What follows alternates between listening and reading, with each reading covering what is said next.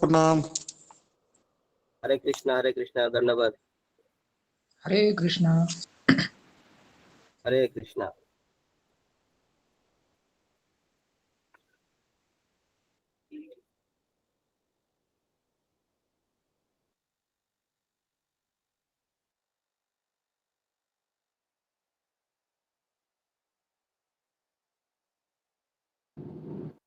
हरे कृष्णा प्रभु जी, दंडवत प्रणाम। कह रहे प्रभु बुक और नोट्स में बहुत अंतर है। कल हम बुक मंगाए थे इस उपनिषद का।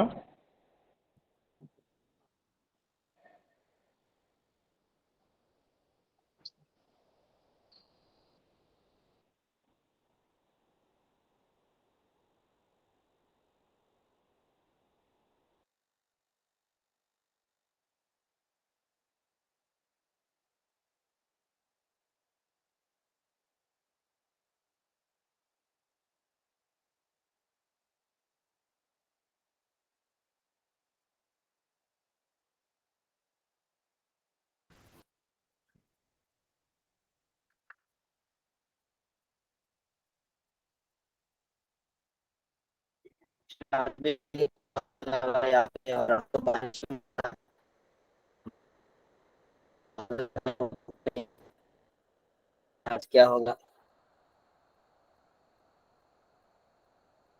तो क्लास 40 मिनट के करीब हमने किया था, लेकिन उसमें कट गया था, जिसके कारण से फिर हमको अवॉइड करना पड़ा। ठीक है, ऐसे में फिर वो समझ में नहीं आ रहा क्या बोला जा रहा है, क्या काफी दिक्कत हो रही है।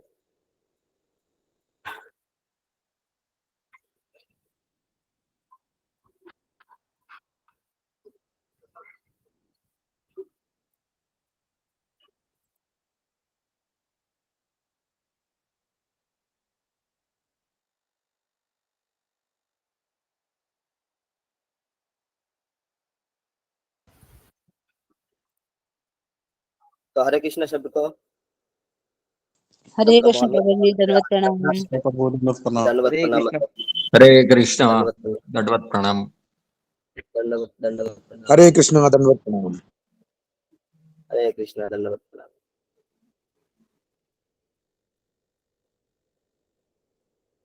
आज का जो क्लास है, आज हमारा 11वां दिन है और मंत्र जो आज हम नवा मंत्र लेंगे। तो चलिए आज का क्लास को श्री ईशो उपनिषद क्लास डे 11 को शुरू करते हैं। 11वें दिन को शुरू करते हैं मंगलाचरण के साथ। तो आप लोग अपने अपने स्थानों पर साथ में बोलिए। ओम अज्ञानतिमिरन्धस्य ज्ञानाञ्जनशलाकया चक्षुरुन्मीलितं येन तस्मै श्रीगुरवे नमः।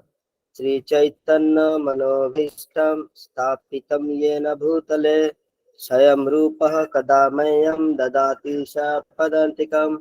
वन्देऽहं श्रीगुरु श्रीयुतपदकमलं श्रीगुरून् वैष्णवश्च श्रीरूपं साग्रजातं सहगण रघुनाथ अन्वितं तं सजीवं साद्वैतं सावधूतं परिजनसहितं श्रीकृष्ण चैतन्यदेवं श्रीराधा कृष्ण पादान् सहगण ललिता श्री विशाखान्वितमच्च। हे कृष्ण करुणा सिंधु दीनबंधो जगतपते गोपेश्वर गोपिका कांत राधा कांत नमोस्तुते। तप्त कांचन गौरांगी श्री राधे वृंदावनेश्वरी वृषभानुष्टे देवी प्रणमामि हरिप्रिये। वाञ्छाकल्पतरुभ्यश्च कृपा सिन्धुभ्येव च पतितानां पावनेभ्यो वैष्णवेभ्यो नमो नमो। नमो विष्णुपादाय कृष्णप्रेष्ठाय भूतले श्रीमते भक्ति वेदांत स्वामिनीति नामिने। नमस्ते सरस्वते देवे गौरवाणी प्रचारिणे निर्विशेष शून्यवादी पाश्चात्य देशतारिणे। जय श्री कृष्ण चैतन्य प्रभु नित्यानंद श्री अद्वैत गदाधर श्रीवासादि गौर भक्त वृंद। हरे कृष्णा कृष्णा कृष्णा हरे हरे हरे राम राम राम हरे हरे। हरे कृष्ण। बहुत बहुत धन्यवाद आप सभी भक्तों का। तो हमारा जो स्लाइड है आज यानी जो प्रेजेंटेशन है वो हम शेयर कर देते आप सभी के साथ।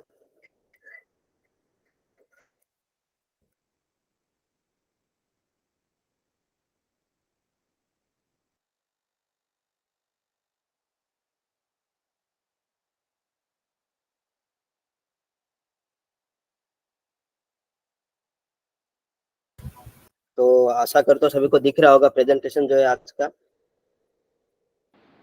हाँ प्रभु जी दिख रहा है। प्रभु जी एक आग्रह था कि जो श्लोक है ना इसका एक एक शब्द का अर्थ भी बता दीजिएगा। आप जब आप बुक खरीदेंगे ना, बुक में सब दिया हुआ है।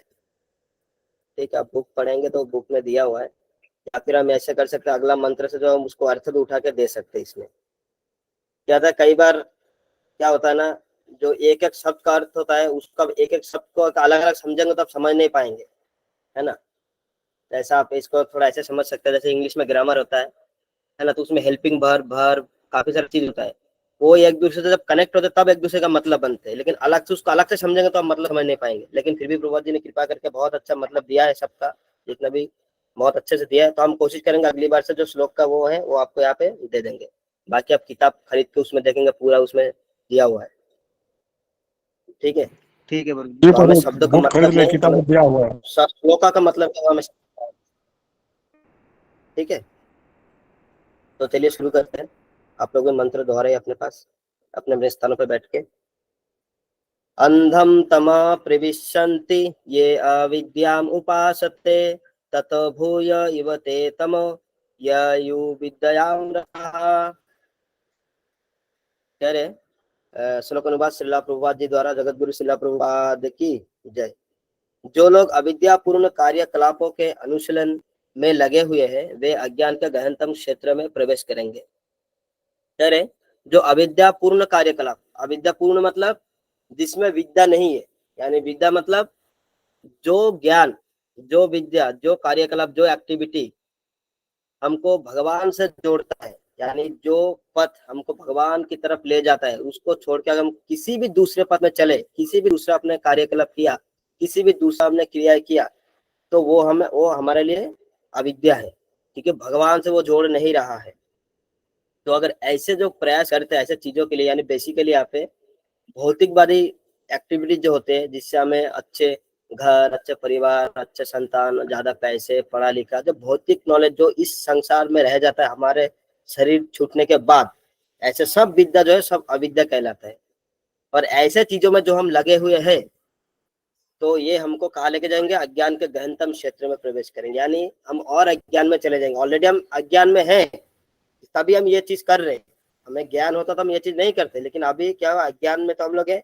लेकिन अभी अगर हम नहीं सुधरे तो हमको और अज्ञान और गहनतम चले जाएंगे। हम लोग अज्ञान में ऑलरेडी है लेकिन हमें और नीचे चले जाएंगे। माइनस में तो है ही हम लोग, अभी और हम माइनस में और ज्यादा माइनस में हो जाएंगे, ऐसे यहाँ पे बता रहे हैं। इनसे भी निकृष्ट वे है जो तथाकथित ज्ञान के अनुशीलन में लगे हुए हैं।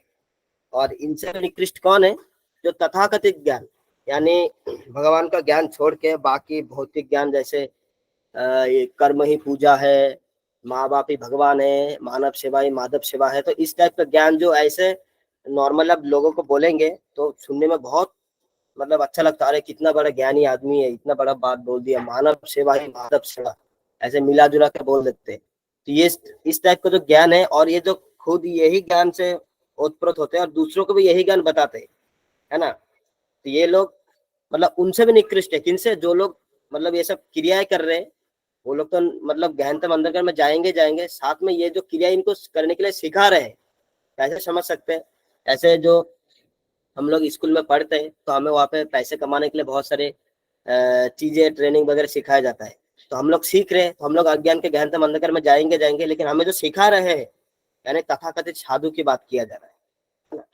तो ये जो मतलब भक्ति को छोड़ के बाकी जिस प्रकार का वो ज्ञान ले रहे, ये सब जो है मतलब सिखाने वाले और करने वाले से ज्यादा मतलब निकृष्ट है और नीचे।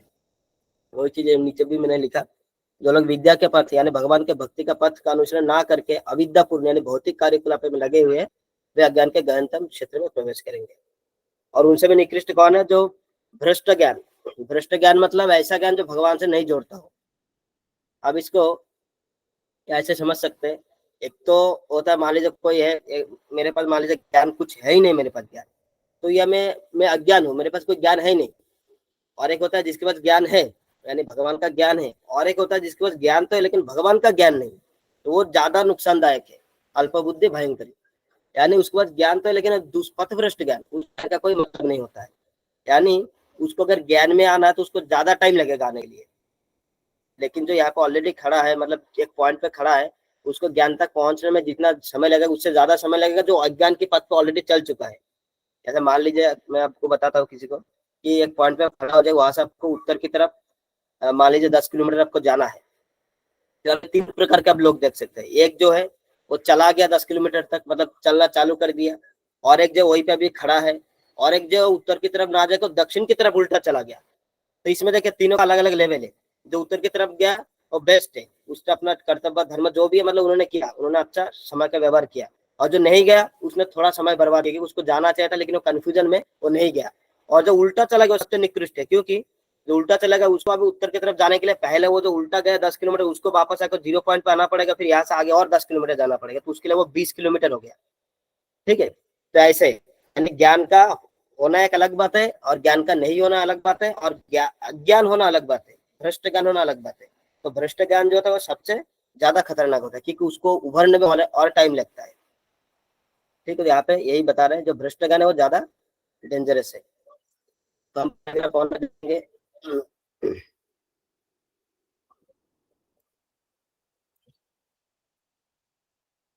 एक सेकेंड, थोड़ा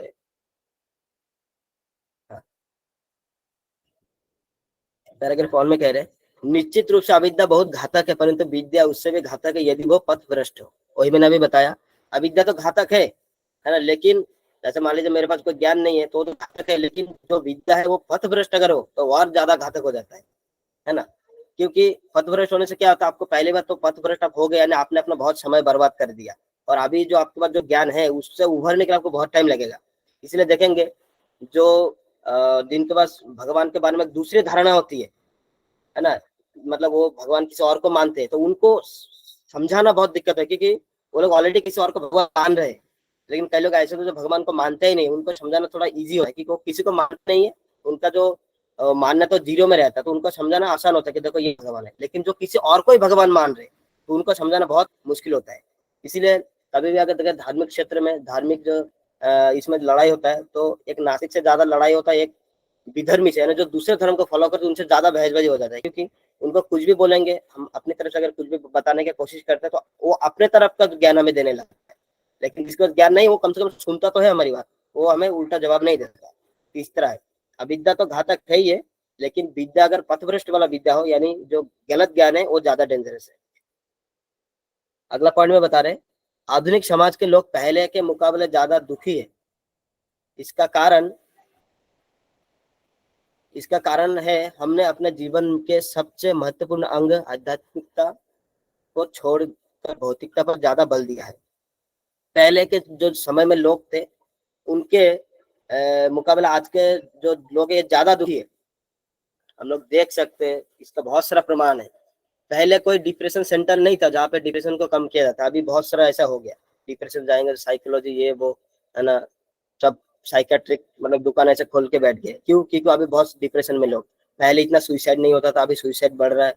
पहले इतना डाइवोर्सेस के केसेस नहीं आता, अभी धीरे धीरे वो भी बढ़ रहा है। पहले इतना अनाथ आश्रम नहीं था, अभी वो बढ़ रहा है। पहले इतना वृद्धाश्रम नहीं था, अभी वो भी बढ़ रहा है। पहले इतना अबॉर्शन का केस नहीं आता था, अभी वो बढ़ रहा है। तो समझ रहे हैं, मतलब पहले के मुकाबले अभी जो हमने स्टैंडर्ड ऑफ लाइफ हमने भले ही बना लिया है, हमने एयरपोर्ट खोल लिया, हमने बड़े बड़े हम चांद तक जा रहे हैं, तथाकथित चांद तक हम जा रहे हैं। साइंस में हमने बहुत टेक्नोलॉजी या इसमें बहुत सारा हमने डेवलपमेंट कर लिया, लेकिन जो बेसिक चीज चाहिए जीने के लिए, जो शांति, ये जो समाज के ये होता है नैतिकता, शिष्टाचार, ये सब हम खो रहे, जिसके वजह से हमारे अंदर दुख है। क्योंकि हमने जीवन के महत्वपूर्ण अंश, जो हमारे जीवन का जो एक बहुत ही इंपॉर्टेंट पार्ट है जो है स्पिरिचुअलिटी, उसको हमने छोड़ दिया है।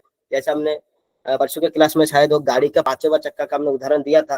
जैसे मान लीजिए हमारे पास एक गाड़ी है, तो किसी से पूछेंगे कि गाड़ी में, कार में कितना चक्का होता है, तो ज्यादातर लोग बोलेंगे कि 4 चक्का होता है, 4 चक्का गाड़ी ऐसे बोला जाता है। लेकिन एक्चुअली क्या है, उसमें 5 या 6 चक्का होता है। जैसे 4 चक्का तो हो गया टायर, हम देखते हैं, बाकी जो स्टीयरिंग व्हील होता है उसको भी, व्हील मतलब चक्का ही होता है, वो भी व्हील है, वो बहुत जरूरी है। तो ये जो है, ये जो 4 चक्के हमारे जीवन के मान लीजिए 4 स्तंभ के 4 पार्ट की तरह है। जैसे आर्थिक हमारा आर्थिक जीवन हो गया, हमारा पारिवारिक जीवन हो गया, हमारा मानसिक जीवन हो गया, हमारा शारीरिक जीवन हो गया। हमने हर चीज में हमने उन्नति किया है, लेकिन जो आध्यात्मिक है, जो वो जो गाड़ी का स्टीयरिंग व्हील है, उसको हम भूल गए, उसको हम इग्नोर कर दिए, जो भगवान से जुड़ना उसको हम छोड़ दिए, जिसके कारण जो है हमारा जीवन ऐसे डगमग हो रहा है। देखेंगे जो गाड़ी है उसका अगर चारों चक्का ठीक है, लेकिन स्टीयरिंग व्हील अगर नहीं है, अगर वो या फिर वो खराब है, तो गाड़ी आपको सीधा जाकर खाई में गिरेगा, क्योंकि वही जो स्टीयरिंग व्हील है वही आपको दिशा देता है रास्ता में, वही आपको आगे लेके जाएगा। ये लोग सिर्फ हेल्प करते हैं, लेकिन वो आपको दिशा देता है कि आपको किस रास्ते में जाना है, कहाँ से आपको दाहिने मुड़ना है, कहाँ से आपको बाएं मुड़ना है। तो इसी तरह अगर हम जो स्पिरिचुअलिटी जो पार्ट हम अपने जीवन में रखेंगे, इससे हमें लाइफ में एक दिशा मिलेगी। नहीं तो ये जो हम बाकी के जो लेके घूम रहे हैं चारों, आर्थिक जीवन, पारिवारिक जीवन, सामाजिक जीवन, मानसिक जीवन, शारीरिक जीवन, ये सब जो है इसका कोई दिशा नहीं मिलेगी, सब मतलब बेकार हो जाएगा। इसीलिए ये जो गाड़ी का 5वां चक्का यानी जो आध्यात्मिक पार्ट है, वो हमारे समाज के लिए बहुत जरूरी है। अगर ये नहीं देंगे तो देखेंगे समाज में जो अभी चल रहा है यही चलेगा, और आने वाले टाइम में और खराब होने वाला है। क्योंकि अब देखेंगे तो बेसिक चीज है, हमारा उम्र कम हो गया, हमारे जो हमारे सुख शांति होता है समाज का वो चला गया। तो इससे हमें पता चलता है हमने उन्नति तो बहुत करे, लेकिन जो एंड रिजल्ट हमें मिलना चाहिए था वो हमें नहीं मिला है, वो और बल्कि कम हो गया है, वो हमको मिलना चाहिए था। अगर रिजल्ट आपको नहीं मिला तो जो भी आप मेहनत करें वो सब मान लीजिए बेकार है। तो अगर आपने जो स्टैंडर्ड लाइफ है कलयुग का वो 100 साल है, अगर उससे हम कम हो गए, जबकि सिर्फ 5000 साल ही हुआ है, उसमें भी हमने 5000 सालों में 20 साल हमने मतलब कम कर दिया। तो इससे हम ये समझ सकते हैं कि हमने इस जीवन को कितना, या फिर समाज को हमने कितना बेकार बना दिया, कि जो लाइफ है हमारे स्टैंडर्ड लाइफ है उस स्टैंडर्ड से हम लोग नीचे गिर गए। ठीक, हमारा 20 साल कम हो गया, ज्यादा टाइम पे भी नहीं हुआ है। देखेंगे 1-2 जनरेशन पहले ही हमारे दादाजी लोग हैं, उनके पिताजी लोग 100 साल 110 साल जी रहे थे, लेकिन हम लोग सीधा अभी 70 पे आ गए 1-2 जनरेशन के अंदर ही। तो हम समझ सकते हैं जितना हमने साइंस में डेवलपमेंट तो कर लिया, लेकिन जो हमारा एक्चुअल जो है इंसानी नहीं रहेगा तो फिर ये सब हम क्या करेंगे, है ना। तो वो जो जीवन है उसको हमने अपना नुकसान कर लिया है। इसीलिए जितना हम आध्यात्मिकता यानी स्पिरिचुअलिटी में फोकस करेंगे उतना हमारा लाइफ अच्छा होगा। अदरवाइज ये जो बाकी जो भी जीवन हमारा है, पैसा वैसा घर, ये सब एक जीरो के बराबर है ना। आप अपना अगर आप चेक भर रहे हैं उसमें अगर पैसे की जगह पर आप सिर्फ 0 लिख देंगे तो उसका कोई वैल्यू नहीं है। जब तक आप उसके आगे 1 नहीं लगाएंगे तब जाके वो 1 लगा देंगे, तब जाके आपका जो अमाउंट आप लिख रहे हैं उसका वैल्यू बनेगा। यानी हमारे जीवन में सबसे पहले आध्यात्मिकता आनी चाहिए, उसके बाद बाकी चीजें उसके पीछे आना चाहिए। यानी जैसे हम उस 1 को जितना पीछे करते जाएंगे उतना हमारा वैल्यू कम हो जाएगा। जैसे मान लीजिए आपने कहीं लिखा 1 लाख, 1 के बाद आपने 5 जीरो लगा दिया, आपका 1 लाख हो गया। तो अब उस 1 को आप 1 डिजिट पीछे लाएंगे तो सीधा 10,000 हो जाएगा। उसके बाद 1 डिजिट और पीछे लाएंगे तो आपका सीधा फिर 1,000, ऐसे फिर 100 रुपए, फिर 10 रुपए, फिर एकदम लास्ट में लाएंगे तो 1 रुपए बचेगा। यानी आपका जितना भी जीरो था सबका वैल्यू जीरो मतलब कम हो गया, 1 रुपए आके बच गया। वो हमारी स्पिरिचुअलिटी है। वो 1 रुपए जो है, वो जो 1 डिजिट है वो हमारी स्पिरिचुअलिटी पार्ट है ना। उसको अगर हम जितना पीछे करते जाएंगे यानी प्रायोरिटी जितना कम करते जाएंगे, हमारे जीवन का भी वैल्यू उतना ही कम होता जाएगा। इससे सबसे पहले स्पिरिचुअलिटी होना चाहिए। इसीलिए हमें सबसे पहले ब्रह्म मुहूर्त में उठ के भगवान का भक्ति करना चाहिए, बाकी काम बाद में। इसलिए ये नियम कानून है, हर चीज का एक नियम कानून होता है, हमें ये फोकस में रखना चाहिए। लेकिन लोग क्या करते हैं, पूरा दिन मस्ती मारेंगे, शाम को पूजा करते हैं। देखेंगे क्योंकि उनको उसमें शाम को घर में आ जाता है, उनको कोई काम नहीं रहता, चलो थोड़ा नाम मात्र के लिए धूप दिखा देते हैं, दीप दिखा देते हैं। लेकिन ऐसे ना, हमें सबसे पहले भगवान को याद करना चाहिए, सबसे पहले हमें भगवान के लिए करना चाहिए। बाकी जो हमारा भौतिक जीवन है वो तो हम डेली कर ही रहे, वो तो बाद में भी कर सकते हैं। तो हमें 2 चीज नहीं भूलना है। अब वो जो 1 है उसको सबसे पहले प्रायोरिटी देना है, उसके बाद जो भी लगाएंगे जीरो तो जीरो का भी वैल्यू बनेगा और उस टोटल डिजिट का भी वैल्यू बढ़ेगा। पहला पॉइंट हमें 1 को नहीं भूलना है। दूसरा में जो गाड़ी का 5वां चक्कर जो सबसे पहले सबसे नजदीक में रहता है, हमारा स्टीयरिंग व्हील हमारे सबसे नजदीक में रहता है, उसको हमें नहीं भूलना है। लेकिन हम क्या करते हैं, उसको भूल जाते हैं, हम उसको स्टेपनी की तरह यूज करते हैं, पीछे फेंक देते हैं। जब भी जरूरत होता है, हमारा कोई पैसा चाहिए, हमारा शरीर खराब हो गया, हमें बीमार पड़ गए, हमारे बच्चे को कुछ हो गया, तब हम भगवान को याद करते हैं, भगवान हमें बचा लीजिए, हमें रास्ता दिखाइए, तुम्हारे मतलब नारियल चढ़ाएंगे, जो भी है हम उस समय याद करते हैं। वो स्टेपनी की तरह हम यूज करते हैं कि जैसे एक टायर पंक्चर हुआ तो दूसरा अब निकालो, बाकी समय सीट के नीचे रहने दो। तो ऐसा हमें नहीं करना है। तो ये बहुत ही गलत हम लोग करते हैं, जिसके कारण से समाज का ये हालत है। पैराग्राफ 2 में बता रहे, भगवान प्रत्येक वस्तु के मालिक है, इस तथ्य को भूल जाना ही अविद्या है। देखिए, अविद्या में गिरने के लिए आपको ज्यादा कुछ नहीं करना। जैसे अधर्म को करने के लिए आपको ज्यादा कुछ नहीं करना, आपको सिर्फ धर्म छोड़ना होगा, बस आप अपने आप अधर्म कर रहे हैं, क्योंकि आप बने हैं इसलिए है ना। जैसे एक बच्चा होता है, एक लड़का होता है, वो बने ही होते हैं पिता माता का सेवा करने के लिए, या फिर माता पिता भी बच्चे को जन्म देते हैं तो उनके गोद में भगवान बच्चे देते हैं इसीलिए क्योंकि वो जो माता पिता बच्चे का सेवा करे। तो मतलब वो बच्चे का अगर सेवा ना करे माता पिता, तो अपने आप में कर्तव्य से वो दूर जा रहे हैं। उनको बच्चे को ज्यादा मारने का जरूरत नहीं है, सिर्फ सेवा करना बंद कर दे, उसको बस दूध पिलाना, खाना खिलाना बंद कर दे, बस उतने में वो हो गया, पाप हो गया उसका, क्योंकि उसको कर्तव्य मिला है उसका सेवा करना। इसी तरह जो ये वस्तु है भगवान का, जो भी हम पहाड़ नदी ये सब देख रहे हैं भगवान का है, तो हमें बस ये सोचना मन में ये सिर्फ भगवान का नहीं है, ये सब इस दुनिया का भगवान का नहीं, यहाँ पे भगवान नहीं है।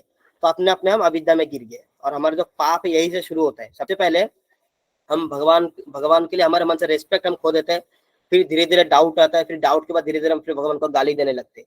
तो सबसे पहले जो रिस्पेक्ट कम होता है वही से चालू होता है। तो ये पहाड़ भगवान का है, नदी भगवान का है, ये सोचना एक तरीके से भगवान को रिस्पेक्ट देना है। लेकिन हम सोचेंगे नहीं ये सब भगवान का नहीं है, तो आपका जो अविद्या होता है, जो पाप है, यही से चालू होता है, फिर धीरे धीरे उसका लेवल बढ़ते जाता है। और जितना हम इस तथ्य को भूलेंगे उतना ही अज्ञान रूप अंधकार में जाएंगे, और जितना हम इस तथ्य को भूलते जाएंगे धीरे धीरे, फिर हम ज्यादा ही अंधकार में, हम लोग अज्ञान का अंधकार में गिरेंगे। तो हमें जो ईशा वासम वाला जो है हमने पढ़ा था, उसको हमें याद रखना है। ये हर जो वस्तु हम देख रहे हैं, ये प्रकृति, भौतिक प्रकृति, पूरा सब कुछ भगवान का है, ये ईश का है, ईश्वर का है। आगे बता रहे, आधुनिक शिक्षा के माध्यम से समाज को यही सिखाया जा रहा है। आधुनिक शिक्षा आप देखेंगे तो सबसे पहले समाज को यही सिखाया जा रहा है कि देखो कर्मों करो, भगवान कुछ नहीं होता, तुम जितना मेहनत करोगे उतना ही फल मिलेगा। दो चार एग्जाम्पल ये लोग आगे दे देते हैं, बस वही देख के हम लोग भटक जाते हैं। आधुनिक शिक्षा जो मतलब ईश्वर बिन शिक्षा हमें दिया जा रहा है कि आपके हाथ में सब कुछ, आप किस्मत बदल सकते हो, है ना। मोटिवेशन देते देते लास्ट में 2 मोटिवेशन स्पीकर आपस में लड़ गए, यानी अभी तक उन्होंने जो ज्ञान दिया सब ज्ञान का मतलब सब उन्होंने गलत दिया है, ये उन्होंने खुद ही प्रूव कर दिया।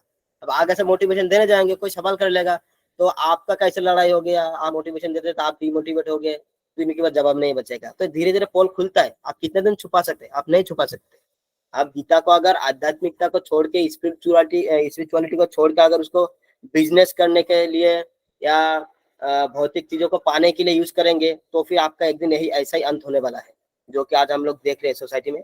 आप सबको पता होगा, नाम नहीं लेना है यहाँ पे, लेकिन सबको पता है कि जो खुद मोटिवेशन दे रहे थे, साथ में बैठ के कभी आज साथ में लड़ रहे, तो ये हमारे भौतिक जो जगत का अवस्था है ना। जो माँ बाप बच्चों को इतना प्रेम से खिलाता है, एक टाइम पे वो माँ बाप, वही बच्चा प्रेम से उसको वृद्धाश्रम में छोड़ के आते हैं।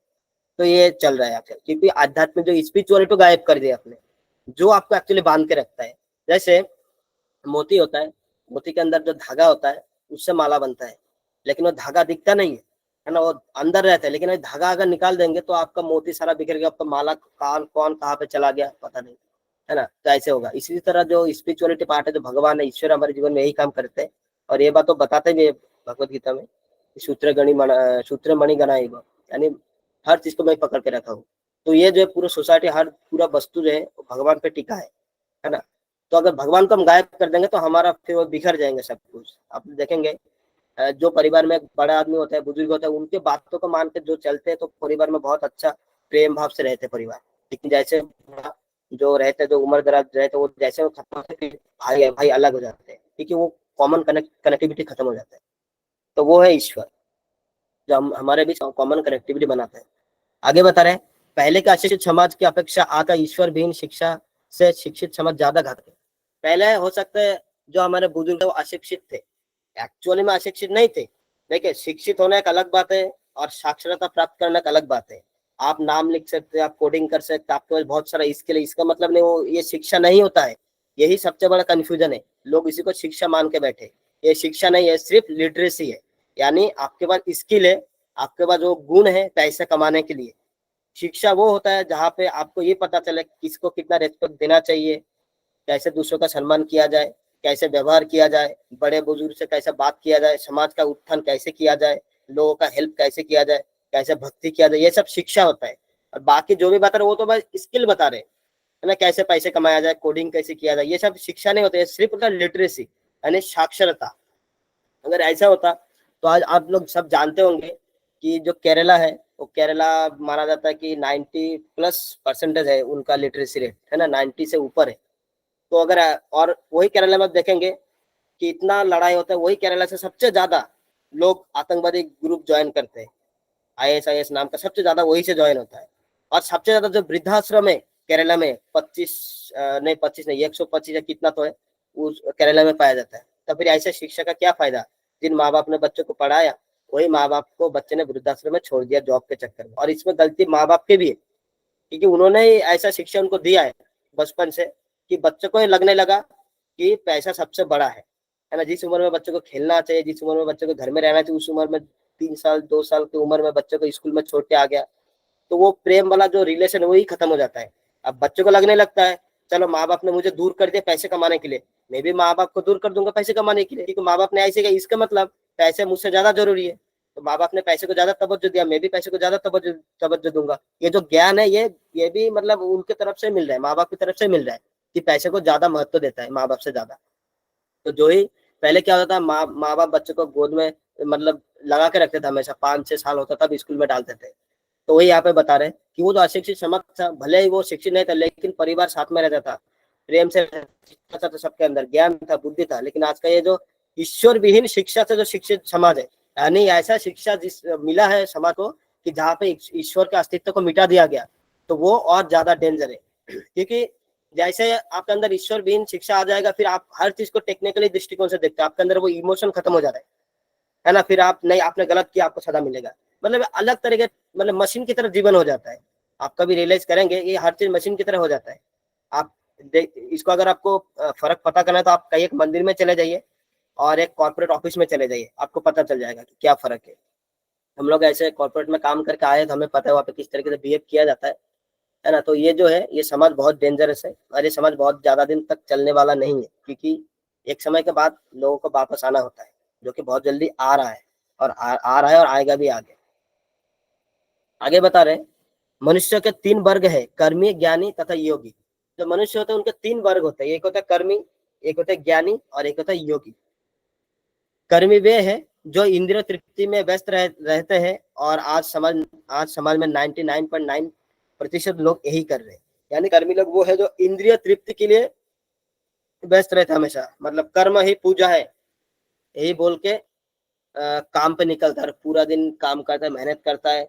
जब बहुत थक जाता है तब उससे पूजा अच्छा कैसे लग रहा है, पूजा आपको पूजा करके बहुत अच्छा लग रहा है, तब उनका मतलब चेहरा देखने लायक बनता है। लेकिन वो फिर बोलेंगे नहीं नहीं कर्म ही पूजा है, क्योंकि एक्चुअली इंद्रिय तृप्ति में फंस गया ना, खुद ही फंस गया इंद्रिय तृप्ति के चक्कर में। अभी तो कर्म तो करना ही पड़ेगा, एक्चुअली में ऐसा नहीं होता। मतलब पूजा पार्वन ये सब पवित्र चीज है जहाँ पे आपको खुशी होनी चाहिए, है ना। लेकिन कर्म ही पूजा बोल दिया, अब ऐसे सब जितना भी लोग है सबको एक तरीके से मतलब इसमें लगा दे, काम ही करो, काम करते हो, बस काम करते रहो, मजदूर बना दिया पूरा सोसाइटी को। तो ऐसा नहीं होना चाहिए। और ये लोग भी फंस जाते हैं कई बार कंपटीशन के चक्कर में, उसके बाद अच्छा घर है तो मुझे भी अच्छा घर चाहिए, उसका बेटा इंग्लिश मीडियम में पढ़ रहा है, मेरा बेटा भी इंग्लिश मीडियम में पढ़ेगा, और उसके बाद उसके बेटा भी माँ बाप को वृद्धाश्रम छोड़ के आता है तो इसका बेटा भी इसको छोड़ के आता है, हो गया और करो बराबरी। तो ऐसे चल रहा है। बहुत ऐसे लोग हैं जो परोपकार, राजनीति, समाजवाद ऐसे माध्यम का सहारा लेकर इंद्रिय तृप्ति कर रहे हैं। तो ऐसे बहुत सोसाइटी में आपको देखने के मिलेगा। इसके सबसे बड़ा जो उदाहरण है वो नॉन गवर्नमेंट ऑर्गेनाइजेशन यानी एनजीओ। आप देखेंगे एनजीओ के नाम पे लोग खुलेंगे वृद्धाश्रम, अनाथ आश्रम, उसके बाद गरीबों में कंबल बांटना, इस टाइप के बहुत सारा चीज खोलेंगे और गवर्नमेंट से पैसे लेंगे और अपना पेट भरेंगे, और दिखाने के लिए सामने पोस्टर बॉय की तरह बोर्ड लगा के एक छोटा सा ऑफिस बना के छोड़ देंगे, देखो हमारे पास इतना लोग है, ये है, अच्छा अच्छा ऑडियो वीडियो टाइप बना के छोड़ देंगे। तो ये जो है ये दिखावा है ना। वो लास्ट एपिसोड शायद मैंने बताया था कि ये कंबल देकर 15 लोग उसमें हाथ लगा के टच होकर खड़ा रहता है। अब जो कंबल लेने वाला बेचारा शर्मा जाता है, अरे मेरा फोटो खींच रहा है, एक 150 रुपए का कंबल देने के लिए 15 लोग आ गए। तो ये जो दिखावा है सिर्फ, और एनजीओ तो आजकल ऐसा बहुत कर रहे हैं, है ना, कि गवर्नमेंट से पैसे लेता है और एनजीओ के नाम से वो बस ब्लैक मनी छाप रहा है। तो ये जो परोपकार है सिर्फ इंद्रिय तृप्ति के लिए है, इसमें एक्चुअली उसको सिर्फ पैसे से मतलब है, उनको समाज का भलाई करना, इसमें मतलब समाज का भलाई करना ऐसा विचार उसके अंदर है ही नहीं। अगर कोई समाज का भलाई करना चाहे वो अगर फ्री में कर रहा है तो समझे वो सही में भलाई करे, लेकिन कहीं ना कहीं अगर पैसा ले रहा है, ऐसे पैसा आ गया तो समझिए कि वो सब भ्रष्ट है, पैसा बीच में नहीं आना चाहिए। पैराग्राफ 4 में बता रहे हैं भगवत गीता के 7.15 में कहा गया है, जो लोग सिर्फ इंद्रिय तृप्ति के खोज में लगे हैं वे गधे हैं, और ईशोपनिषद के अनुसार ऐसे लोग सिर्फ अविद्या का पूजा कर रहे हैं। यहाँ पे भगवत गीता के 7.15 में कहा जा रहा है कि जो लोग सिर्फ इंद्रिय तृप्ति के लिए लगे हैं वो गधे हैं, अब देखिए गधा कैसा होता है, गधा जो होता है वो पूरा दिन मेहनत करता है ना, किस लिए, सिर्फ कुछ थोड़ा बहुत चारा खाने के लिए। लेकिन जब मतलब गधा को मतलब पता नहीं होता, लेकिन चाहे तो गधा बाहर जाके खा सकता है, वही घास तो बहुत जगह मिला है, लेकिन वो उसको मेहनत ही करना है, पूरा दिन मेहनत करना है, क्योंकि वो जो गधा है वो जो मालिक के कंट्रोल में आ गया है, उसके कंट्रोल में रह रहा है। अब उसको छोड़ के वो जा नहीं सकता, वो बाध्य है, एक तरीके से फंस गया है। इसी तरह हम भी इंद्रिय तृप्त में जो लोग लगे, यानी अब क्या होगा, जब हमने इंद्रिय तृप्त में कर लिया तो हम एक तरीके से फंस गए, माया के बस में फंस गए, माया ने हमारे ज्ञान को हर लिया है। हम भी क्या करते हैं, चाहे तो हम इंद्रिय तृप्ति को छोड़ सकते लोग, हर मतलब जैसे 4 नियम बताए जाते हैं इस्कॉन में, ये चारों नियम चाहे तो कोई भी छोड़ सकता है, लेकिन क्योंकि वो फंस गया है, अभी वो छोड़ नहीं पाता है ना। चाय नहीं पियेंगे तो सर दर्द होगा, शाम को पैग नहीं लगाएंगे तो पेट दर्द होगा, है ना, ऐसे बहुत सारे कारण देते लोग, क्योंकि वो फंस गया है, अभी वो बहुत सारे कारण उसको देना ही पड़ेगा। तो एक गधे की जीवन है, यानी सिर्फ पैसा कमाओ खाओ, पैसा कमाओ खाओ, मेहनत करो, घर बनाओ, ये बनाओ, बस उसी में रहो। मतलब ऐसा है, ज्यादातर जो 3-4 स्टेट है हमारे यहाँ के लोग, ज्यादातर लोग जो साउथ के जैसे चेन्नई हो गया, हैदराबाद हो गया, बेंगलोर हो गया, ये सब जगह मजदूरी करने के लिए जाते हैं। और इसमें से ज्यादातर लोगों का एक ही सपना रहता है कि बहुत अच्छा घर बनाना है, इसके अलावा उनका ज्यादा और कुछ सपना होता नहीं है, क्योंकि एक बहुत अच्छा घर बनाना है, घर बनाने के लिए हम दूसरों का घर मतलब जो बन रहा है बिल्डिंग वगैरह उसमें काम करेंगे। अब देखिए होता क्या है, अब वो घर बनाते बनाते मतलब अब जीवन भी तो चल ही रहा है साथ में, और जीवन बीत जाता है, कई लोगों का तो 20-20 साल उधर ही काम करे, 30-30 साल उधर काम करे। इस चक्कर में क्या हुआ, अपने गांव में वो अपने लिए कुछ सेटलमेंट नहीं कर पाया और घर भी ढंग से नहीं बना पाया। लेकिन हुआ क्या, वो जो ये जो बाकी का सिटी में जाकर काम किया, उधर 25 साल 30 साल त्रिपाल में रह गया, यानी 15 साल 20 साल का जीवन बिल्डिंग में बिताने के चक्कर में बाकी के जो आगे का 20 साल 25 साल उसने त्रिपाल में बिता दिया। तो ये होता है गधे वाली जिंदगी। क्या जरूरत है बनाने का, सीधा मिट्टी का घर बनाओ, बढ़िया से उसमें रहो, छोटा मोटा खेती वेती करो, नहीं उसको बिल्डिंग में रहना है, इस चक्कर में वो जाके मजदूरी कर रहा है, गुलामी कर रहा है। तो ये गधे वाली जिंदगी होती है, जो कि ये चीज आराम से मिल सकती है, प्रकृति ने दिया है कि ईंट बनाओ, घर बनाओ, मिट्टी का बनाओ, उसमें रहो आराम से, और उसमें शांति भी मिलेगी। और उसके देखिए जोक देखिए, उसने बना लिया घर, अब सीमेंट का बहुत डिजाइनिंग बना लिया, पहले बात तो उसमें उधार होता है बहुत सारा, अगला 10 साल उसी को चुकाता जाता है, फिर उसका बिजली का बिल बहुत सारा आता है, क्योंकि गर्मी लगता है, अब एसी उसको एसी खरीदना पड़ेगा, फैन लगाना पड़ेगा। तो मतलब आपने जो एक प्रॉब्लम क्रिएट किया, अब उस जो प्रॉब्लम जो आपने प्रॉपर्टी बना लिया उसको मेंटेन करते करते बाकी आपका जीवन खराब हो जाता है। तो ऐसा भी क्या मतलब मेरी धारणा की मतलब अमीरी करते करते मतलब पूरा और बाकी जीवन गरीबी में बीत जाए, तो ये ऐसा नहीं होना चाहिए। सिंपल रहिए, सादा रहिए, खुशी रहिए, ऐसा होना चाहिए। इस श्लोक आगे दिया गया है, न माम दुष्कृतिनो मूढ़ा प्रपदनते नराधमा माया अपहृत ज्ञान आसुरम भावमश्रिता। जो निपट मूर्ख है, जो मनुष्य में अधम है, जिनका ज्ञान माया द्वारा हर लिया जाता है, तथा जो आसुरी की असुरों की नास्तिक प्रकृति को धारण करने वाले हैं, ऐसे दुष्ट मेरी शरण ग्रहण नहीं करते। यहाँ कोई बता, जो निपट मूर्ख है यानी जो मूर्ख लोग हैं, और जो मनुष्य में अधम है यानी नराधम, मतलब मनुष्य में अधम मतलब एकदम नीचे, एकदम नीच क्वालिटी, नीचे मतलब बोल सकते हैं, एकदम भगवान को नहीं मानते, नास्तिक, एकदम नीच वाली जिंदगी जीते, ऐसे लोग जिनकी ज्ञान माया द्वारा हर लिया गया है। ये जो शब्द बहुत बहुत जरूरी है, माया द्वारा ज्ञान हर लिया गया है। अब जैसे हरना मतलब होता है किडनैप करना। अब जैसे मान लीजिए किसी आदमी को किसी दूसरे आदमी ने किडनैप किया, अब क्या होता है, वो जो किडनैपर होता है वो उस आदमी को अपने कंट्रोल में कर लेता है, यानी बोलता है तुम घर में फोन लगाओ, फोन लगा कर 10 लाख रुपए मांगाओ, तुम ऐसे मत करो भाई, उसको मतलब टोटल वो कंट्रोल कर लेता है। अब वो बचने के लिए वो जो बोलता है उसी इशारे को नाचता है। हमारे साथ क्या हुआ है, माया ने भी हमारा बुद्धि को ऐसे किडनैप कर लिया है, ठीक है, हमने भगवान को छोड़ दिया तो माया को मौका मिल गया, माया ने हमारे बुद्धि को किडनैप कर लिया है। अभी हमारा तो माया के कंट्रोल में है। अब माया बोलते है कि तुम ऐसा करो, तुम मेहनत करो, तुम भगवान को मत मानो, जो बोल रहे। अब हम तो किडनैप हो चुके, हमारे पास ऑप्शन बचा नहीं, हम अभी नाच रहे उसके इशारे में, है ना। तो हमें अभी यहाँ माया से छूटने का देर है, जैसे हम छूटेंगे भाई वैसे हमारे जो असली माँ बाप है, जो भगवान है, उनके पास हम जा सकते हैं। फिर हमें जो माया के गुलामी हम लोग किडनैप होके कर रहे, तो हमें करना नहीं पड़ेगा, क्योंकि हमारे ज्ञान को हर लिया। अभी हमारा जो ज्ञान जो हमें बोल रहा है ये सही है, ये गलत है, भगवान नहीं है, तो हम भी ऐसे मान रहे, क्योंकि हमारे ज्ञान को माया ने हर लिया, माया अपने इशारे से नचा रहे, हमें भी माया ने किडनैप कर लिया है। तो हम सब एक तरीके से किडनैप हो चुके हैं। और ऐसे तथा जो असुरों की नास्तिक प्रकृति को धारण करने वाले, यानी जो हमारे मन के अंदर वो असुर और नास्तिक प्रवृत्ति हमारे अंदर आ चुका है क्योंकि माया ने डाल दिया है। ऐसे दुष्ट मेरी शरण ग्रहण नहीं करते। ऐसे दुष्ट तो जो भगवान शरण है यानी भगवान के ऊपर अपने आप को समर्पित नहीं करता है। तो आप देखेंगे बहुत से लोग हैं जो बहुत सारे बहाना देते हैं लेकिन भगवान की शरण ग्रहण नहीं करते हैं। तो समझिए उनको उनका जो ज्ञान है वो माया ने हर लिया है और वो अभी ऑलरेडी किडनैप हो चुके हैं। तो हम धीरे धीरे कोशिश करें, हम लोग एक किडनैपर है, माया नाम किडनैपर, उनसे उनके चंगुल से बाहर आने का प्रयास हम लोग कर रहे हैं, है ना। ये जो लैपटॉप इसके हम भगवान के साथ हम कांटेक्ट बना रहे हैं कि देखो यहाँ पे हम फंस गए, हम यहाँ से बचा लो। तो आप लोग भी ऐसे प्रार्थना करिए। आगे बता रहे, ऐसे अविद्याओं को बढ़ावा देने वाले शिक्षक उन लोगों से ज्यादा निकट है जो बस इंद्रिय तृप्ति की खोज करते हैं।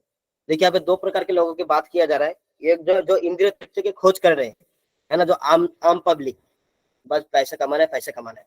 और एक बताया जा रहा है ऐसे अविद्या को बढ़ावा देने वाले शिक्षक, यानी बेसिकली आप वो बता सकते हैं मोटिवेशनल स्पीकर, जो हाँ पैसा कमाओ, पैसा नहीं तो कुछ नहीं, पैसा नहीं तो आपका पहचान नहीं, पैसा नहीं घर वाले नहीं पूछेंगे। तो ऐसे लोग और ज्यादा मतलब खराब है।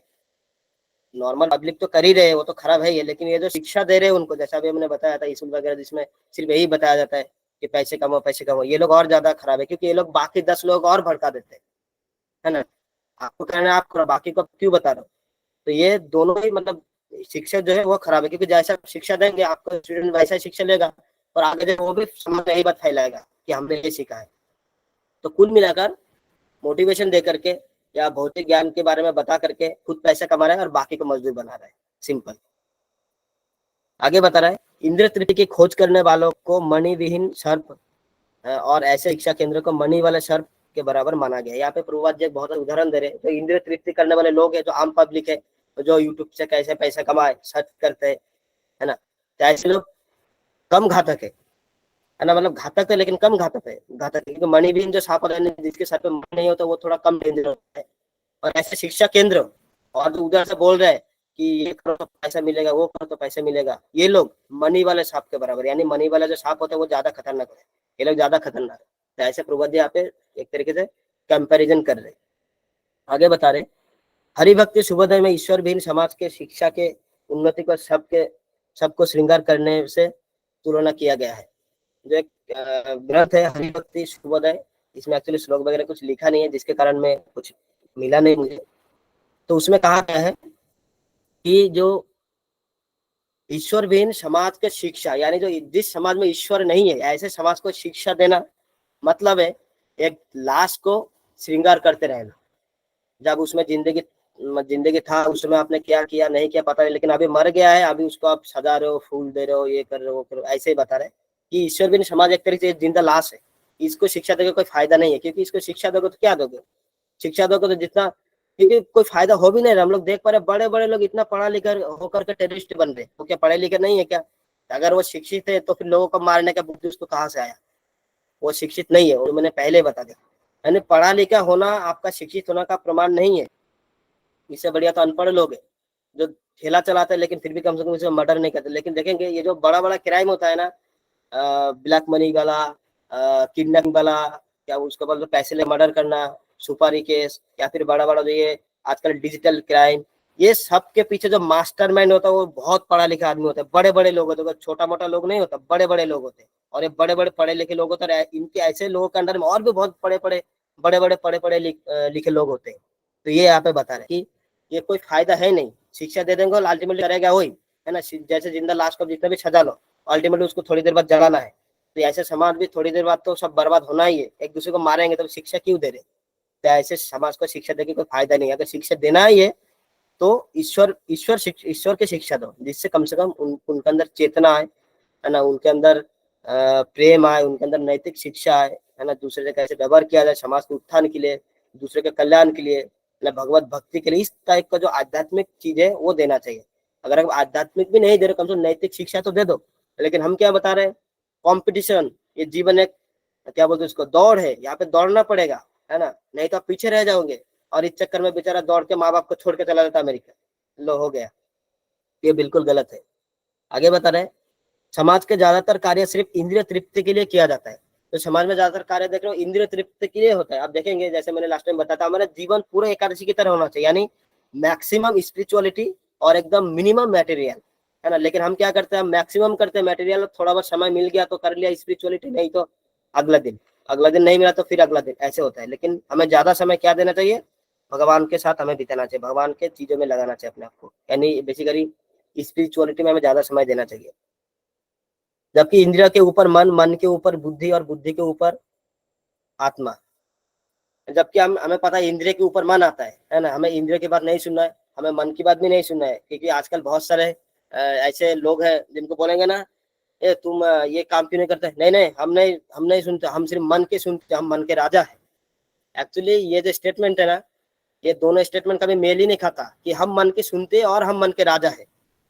देखिए मैं आपको बताता हूँ कैसे। देखिए राजा कौन होता है, जो अपने बात दूसरों से मनवाता है, वो राजा होता है। जैसे मान ली प्रजा है तो राजा का बात मानेगा, तभी वो प्रजा है और ये राजा है।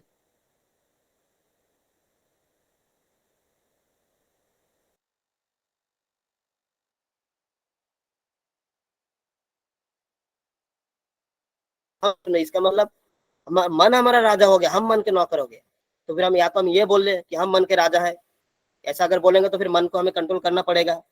और अगर हम मन से कंट्रोल है, यानी मन जो बोल रहा है अगर वही करे, तो फिर हमें ये बोलना पड़ेगा हम मन के नौकर है। लेकिन दोनों जो स्टेटमेंट है ये बिल्कुल कॉन्फ्लिक्ट करते हैं, ये साथ में नहीं होता है। लेकिन लोग ऐसे बोल देते हैं टेंशन में, हम मन के राजा है, हमारा मन जो बोलता है हम करते हैं, यानी तुम मन के गुलाम हो, राजा नहीं।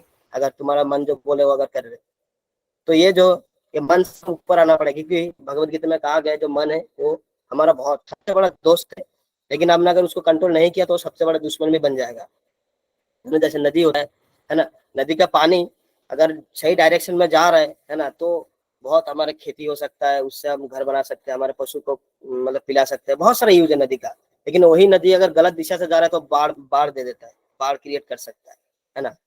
तो ऐसा है, हमारा मन को अगर हम कंट्रोल करेंगे तो हमारा मन हमारा दोस्त होगा, सबसे बड़ा दोस्त।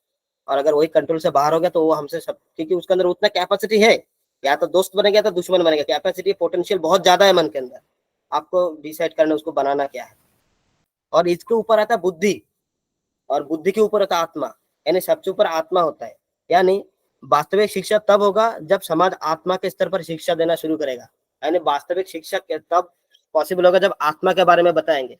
लेकिन हमें तो पढ़ना है ऑन लाइफ थियोरी, क्योंकि सबसे ऊपर आत्मा है।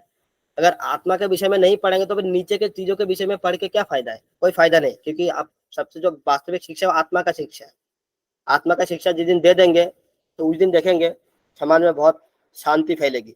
इतना मार काट जो इतना लड़ाई झगड़ा हो रहा है सब नहीं होगा, क्योंकि हमें आत्मा का शिक्षा नहीं दिया गया। हमें बताया दे यही एक ही जीवन है, इस एक ही जीवन में आपको एंजॉय करना है और एक ही जीवन में मर जाना है। तो लोग सोचते हैं कि मेरे पास मिनिमम टाइम है, मैं मैक्सिमम एंजॉय करूंगा, इसीलिए लोग फंस जाते हैं। लेकिन जहां आपको पता चलेगा कि गुरु पुराण में लिखा है आपको ये पाप होगा, आपको ऐसे ऐसे सजा मिलेगा, तो लोग समझ जाते हैं कि चलो भाई कम से कम हम पाप नहीं करेंगे। डर रहता है मन में, इसीलिए देखेंगे जितना भी आध्यात्मिक चीजों से लोग जुड़े हुए हैं, मंदिर से, या जो जिनके मन के अंदर थोड़ी स्पिरिचुअलिटी है, वो लोग समाज में अच्छे से रहते हैं। वो लोग बड़े बुजुर्ग का सम्मान भी करते हैं, हर जगह वो लोग अच्छे व्यवहार करते हैं। लेकिन वही लोग जो सिर्फ खाना पीना सोना में रह जाता है, वो लोग अच्छा व्यवहार कभी नहीं करते। तो ये हमें समझने की बात है कि जो वास्तविक शिक्षा है वो हमें आत्मा का शिक्षा वास्तविक शिक्षा होता है। और बाकी जो नीचे है वो एक लेवल तक हमें रखना चाहिए, लेकिन उसके ऊपर नहीं, हमें उसके कंट्रोल में नहीं आना है। आगे बता रहे देहात्म ज्ञान को अविद्या कहा गया, यानी जो भी चीज हम इस देहात्म बुद्धि से कर रहे, हमारे शरीर के लिए कर रहे, वो सब अविद्या है, वो विद्या नहीं है। जिस दिन हम शरीर से ऊपर उठ के बात करेंगे, आत्मा की बात करेंगे, तब समझिए आपका जो है विद्या है, अदरवाइज आपका अविद्या हो गया। आगे बता रहे पैराग्राफ 5 में, भगवद गीता 2.42 में और 7.115 में भ्रांत संसारी शिक्षकों को वेद बादरत यानी वेद बादरता कहा गया है, यानी जो वेदों के ज्ञाता है, और माया अप्रुत ज्ञान यानी माया द्वारा हर लिए गए ज्ञान के रूप में बताया गया है। अब देखते क्या बताया गया है। भगवद गीता 2.42 में कहा गया है, यामिमा पुष्पितांबा चम प्रपदयंत विपश्चितः वेद बादरतः पार्थ नान्नदस्तीति वादिनः। ये जो वेद बादरतः शब्द है बहुत बार आने वाला है, निगम देखेंगे बहुत, मतलब बार बार पूर्वज ने लिखा है वेद बादरतः। तो देखते हैं, श्लोक अनुवाद इस प्रकार है, अल्पज्ञानी मनुष्य वेदों के उन अलंकारिक शब्दों के प्रति अत्यधिक आसक्त रहते हैं। जैसा हमने पिछले शायद कुछ क्लास में, एक क्लास में ये वाला श्लोक था कि जो अल्पज्ञानी होता है वो वेदों के उन अलंकारिक शब्द मतलब एक ऐसा शब्द जिसको बहुत अच्छे से लिखा गया है और हम उसके प्रति अट्रैक्ट हो जाते हैं। तो अलंकारिक शब्द अत्यधिक आसक्त रहते हैं, जो स्वर्ग की प्राप्ति, अच्छे जन्म, शक्ति इत्यादि के लिए विविध सकाम कर्म करने के लिए संस्तुति करते हैं, जो कि बताता है वेदों में स्वर्ग की कैसे प्राप्ति करें, अच्छे जन्म हमें कैसे मिलेगा, अच्छा हमारे पास शक्ति कैसे आएगा, हम कैसे ज्यादा पैसे कमा सकते हैं, ये चीज वेदों में दिया गया है। लेकिन होता क्या है, लोग उसी शब्दों को उठा लेते है ना, हमको करना गलत काम है, इसीलिए हम वेदों का सहारा लेके वेदों से वो शब्द उठा लेते, देखिए ये कहा गया है। इसको आप ऐसे समझ सकते हैं, जैसे मान लीजिए किसी ने एक भाषण दिया और भाषण के अंदर ही उसने एक एग्जाम्पल दिया किसी चीज का, अब आपने एग्जैक्टली उसी एग्जाम्पल को उठा लिया और आपने बताया देखो यहाँ पे ये गलत बता रहे, लेकिन पूरा कॉन्टेक्स्ट में हम नहीं देखते क्यों एक्चुअली पूरा मतलब आगे क्या बोला पीछे क्या बोला, ऐसे बहुत सारा होता है आजकल, देखेंगे वीडियो में, यूट्यूब में या फेसबुक में कई बार आते हैं छोटे छोटे वीडियो क्लिप्स आते हैं, उसमें ऐसे लग रहा है क्या बहुत सारा गलत चीज बोला है, लेकिन उसका आगे का पीछे का जब तक नहीं समझेंगे तब तक आपको समझ में नहीं आएगा कि क्या बोलना चाह रहे। इसी तरह लोग वही कि हाँ चलो वेदों में दिया है पशु हत्या करना चाहिए, दिया हुआ वेदों में पशु हत्या कर सकते हैं, चलो हम पशु हत्या करेंगे, लेकिन कब कर सकते हैं, कैसे कर सकते हैं, किसको करना चाहिए, ये सब हम बाकी की चीजों को हमने छोड़ दिया। तो ऐसे में दिक्कत हो जाता है, जो अल्प बुद्धि वाले लोग यही करते हैं और इसीलिए सब कुछ आजकल ये चल रहा है। और यही हो रहा था जब बुद्धदेव आने से पहले, बुद्ध भगवान आने से पहले यही हो रहा था, लोग वेदों का सहारा लेकर बहुत सारे पशु हत्या कर रहे थे कि देखो वेदों में दिया है, लेकिन वेदों में और तरीका है, मतलब उसके काफी सारी चीजें है, मतलब चीजों को फॉलो करके आपको करना होता है जिससे आपको पाप नहीं लगता है। लेकिन लोग खाने के चक्कर में चलो मंगलवार को दिया है खा सकते हैं, मंगलवार को तो मंगलवार को खा सकते हैं, तो कोई भी दिन खा सकते हैं, चलो डेली खाएंगे, तो ऐसे लोगों ने वो कर लिया। ऐसे सनातन संस्कृति में है कि मृत्यु भोज, अब मृत्यु भोज को क्या किया लोगों ने, वहां से भगवत गीता, भागवतम कथा, भगवान से रिलेटेड कार्यक्रम को हटा दिया, सिर्फ खाना खाना बच गया। इसलिए लोगों को लगता है ये मृत्यु के बाद खाना खा रहे, लेकिन क्यों खा रहे, उसका पीछे क्या रीजन है और क्या क्या चीज वहाँ पे होना चाहिए, ये लोग मतलब क्योंकि हमने खुद ही बुला दिया। तो अब जो सामने वाला तो सवाल करेगा ना, जब हमारे जो कर्म है, जो हमारे नियम कानून वगैरह ढंग से पालन नहीं करेंगे तो सामने वाले लोग सवाल तो करेगा ही करेगा। तो ये गलती कहने की हमारा भी है, इसीलिए हमें शास्त्र को ढंग से पढ़ना चाहिए, समझ के पढ़ना चाहिए। तो लोग जब ये वेदों के शब्द उठा लेते और उसके ऊपर टिप्पणी करते लेकिन वो पूरा नहीं पढ़ते, ये बहुत मतलब एक तरह से भयंकर चीज है, बहुत डेंजरस है।